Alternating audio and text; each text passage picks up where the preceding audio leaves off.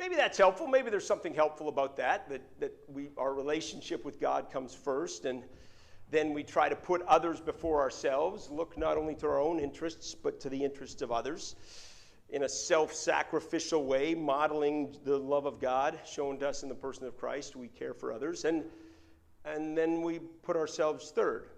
Maybe that's a good framework for looking at life, except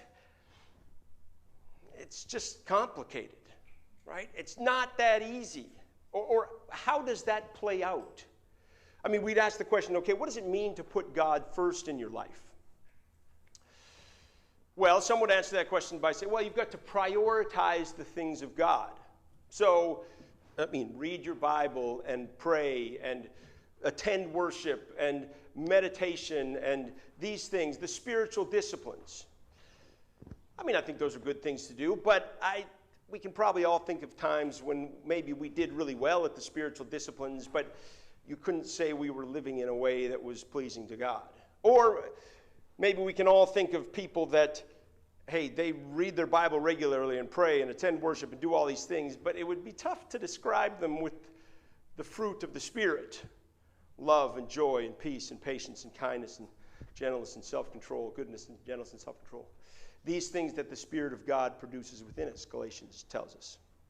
So then you could say, well, maybe that's what it means to pursue God first, is really we would want to demonstrate the fruit of the Spirit: love and joy and peace and patience.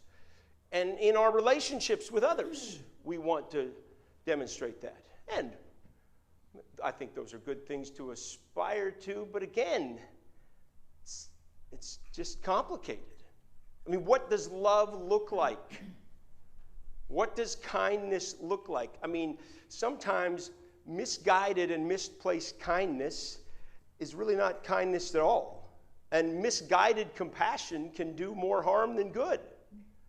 And sometimes well-timed, well-placed, and appropriately controlled anger is the right response to something and is very effective. It's just complicated. Our relationships, our relationship with God, and how our relationship with God affects our relationships with others and our relationship with ourselves. And yet I think it's something good for us to think about. And I think one of the things that maybe James would encourage us in this passage is, hey, if the tongue is a restless evil, if nobody says the perfect thing all the time, if all of us know what it is to put our foot in our mouth, maybe it would be a good idea for us to think about talking less and listening more.